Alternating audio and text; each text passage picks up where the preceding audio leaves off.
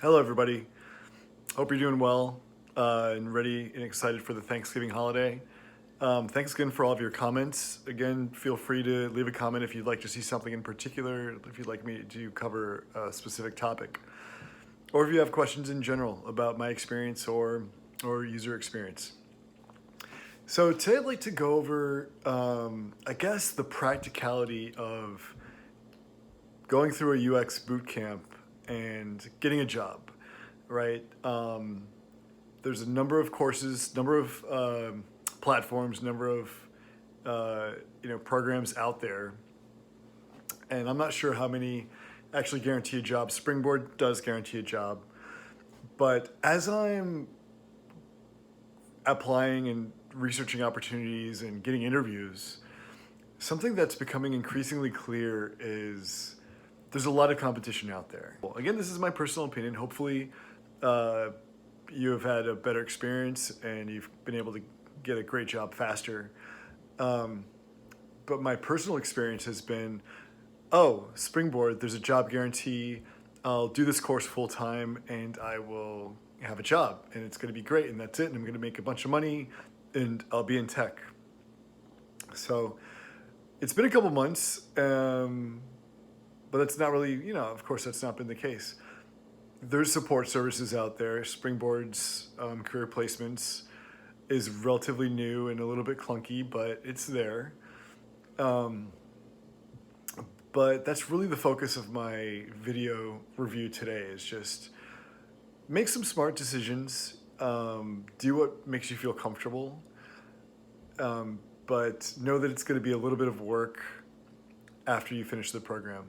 Now, I know that's kind of, maybe not so positive, maybe a little bit pessimistic, and I like to keep it positive. So I will say the best things you can do, and what I haven't actually been doing a great job of keeping up with, is put together practice projects. Now, I've networked quite a bit with industry professionals, leading professionals in some of the most well-known companies, and they consistently tell me that real life work experience is what you need. Hiring managers and recruiters want to see that you've done it before. People don't want to take risks. People are generally risk averse, especially when it comes to their job.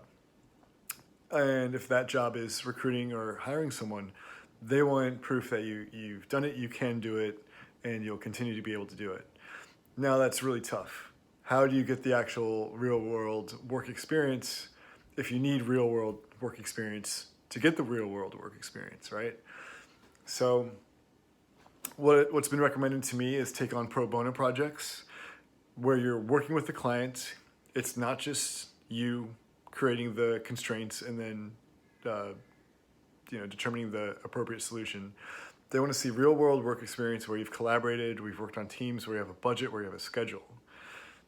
Aside from that, practice the UI skills and the UX skills. Make a sort of practice project for yourself, go through it, and put it in the portfolio. I think that's really important, having a somewhat meaty portfolio with a variety of projects. Another thing that I've heard quite a bit is don't focus just on mobile. I will do a portfolio walkthrough of my own work at some point, but I really have, my portfolio is a little bit limited. I have the 3 projects I put together with Springboard. They're all non-real world projects, i.e. they're part of the curriculum, and they're all mobile. So a lot of professionals I've networked with suggest showing the range of abilities.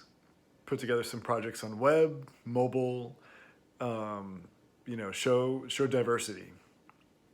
So I'll keep this one a little bit shorter than the others that I've put together, but I hope that helps. I hope it makes sense. Do your homework, go with the program that makes sense to you, and do what you can to stand out from the crowd. That's the final piece of advice that I'll leave you with today, that I've heard quite a bit from professionals. A lot of people's portfolios look the same, right? You have your catchy intro, your picture showing how great of a person you are and how funny you'd be to work with, and oh wow, this person's on a motorbike in the middle of a jungle. They have some interesting stories, I'm sure. And then you go through your projects and you have the about me. How do you stand out from everybody else that has that? So I hope you're well. I hope you're safe. And I will follow up with another review soon. Take care.